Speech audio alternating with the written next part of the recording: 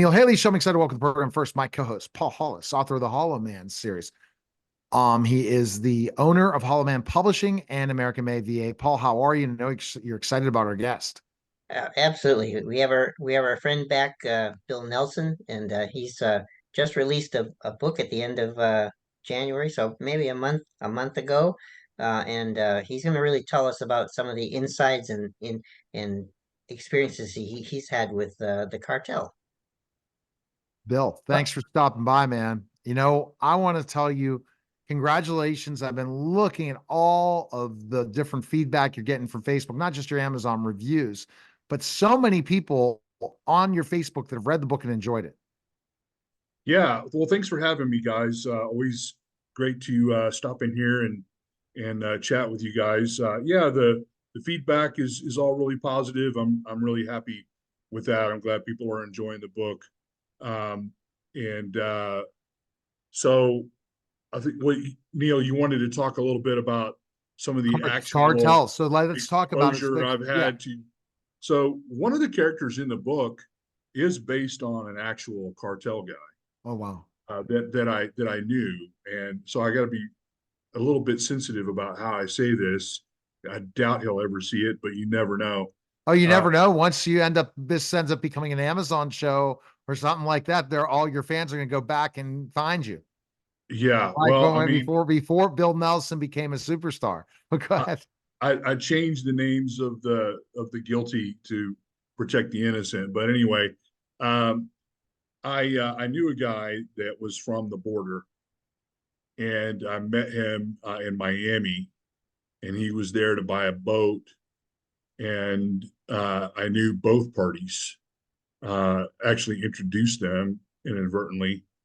Um, but the guy bought the boat, and then he wound up being extremely unhappy with it. And I can't say for sure, but it's entirely possible that somebody got killed over it. So that seems to be the logical explanation, maybe. And you know, I'm glad it wasn't me.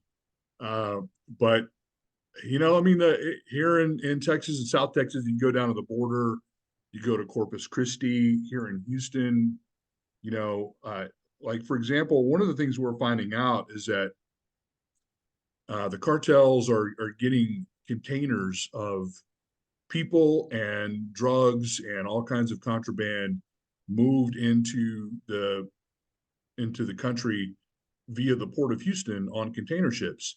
They put it in containers, they put it on a container ship, and then they just ship it in. And somebody in a pickup or in a semi truck goes and picks up a container and they take it to a warehouse and they unload it. And that's how a lot of the smuggling is getting done now. So, those people are around here. They're present, and you have to be aware. You can't be wandering around like a duck, and step into something that you shouldn't, because you can get dead. Yeah, you definitely can. And so adding the cartel to this story is important because guess what? You sometimes when you have a successful business in the wrong place, wrong time, it can really hurt things, right? It can hurt the relationships and it can hurt just going in too deep. Okay, I'm going to go dive in deep with the wrong people. Yeah, to expound on that a little bit. uh the cartels have two faces. They have this face of the real tattooed up soldiers, with bandanas, and scary looking guys that kind of manage things on the border.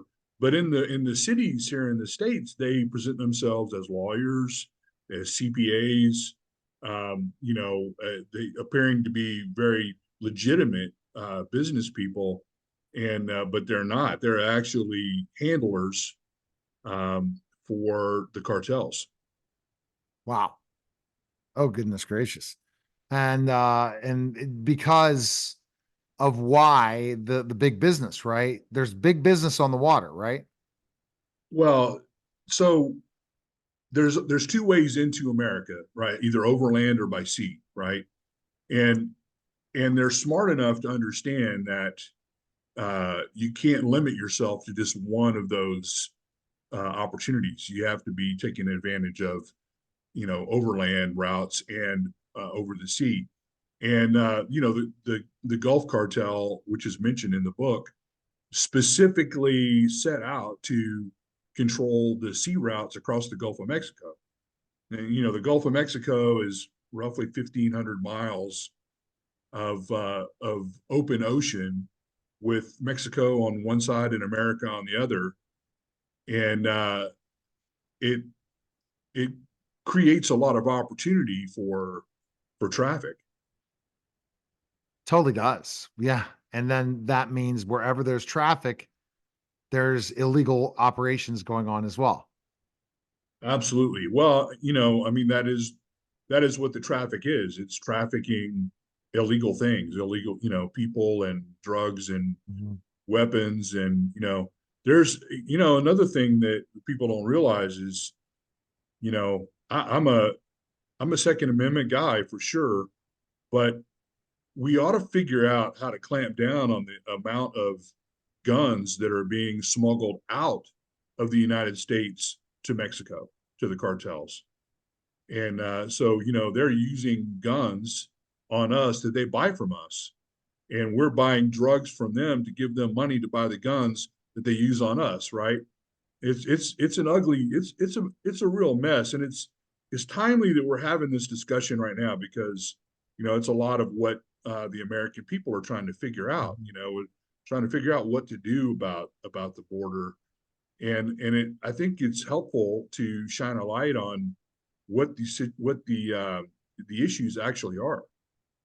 Have you noticed from writing your books that will the cartel be involved in the whole series or just the first one? At some level, I think so, because like this, the next book is going to add some features from Russia and China, but those people are all doing business with the cartels too. I mean, one of the things that we have to be aware of, and I don't know, this is something I'm going to deal with in the next book, but we don't even know how many tens of thousands of military age males have come into the country over the Texas-Mexican border from China. Although it seems like they're mostly arriving in California. So their route is to go from Central America across Mexico and into California. But, what are they doing here? I don't think they're here. Military age Chinese males are not here to pick crops or to mow your grass. So why are they here? Right. Well, I don't know why they're here. We just have to watch out, right? And see what happens and put the information. So at least we're having this conversation today, Bill. And you never know what that means, right? What can mean in different ways. And how do you see this so well? Is there a story on the water like this that's really relating to Texas on the water, especially the Gulf Coast, a show like this? This is what's exciting about how you're kind of brainstorming ideas, adding the cartel, adding this family, and put it all together. And this is the kind of stuff people want to watch. Yeah. So the next book, the second book in the series, is going to deal very specifically with a Chinese element, and which is going to be something that manifests in Houston, which seems like an unlikely place. But you would think, well, they're going to set up shop in Washington D.C. or New York City or something like that.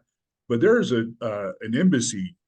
It's not an embassy; it's a consulate here in Houston. That's like a fortress. It's a huge building with one tiny door that goes in and out, and the rest of it is giant walls all the way around. And so that's going to be a feature in the next book. All right. We appreciate it, Bill. Great stuff, man. All right. See Yeah, ya. thanks. All right. You're listening and watching the Neil Haley Show, and we'll be back in just a moment.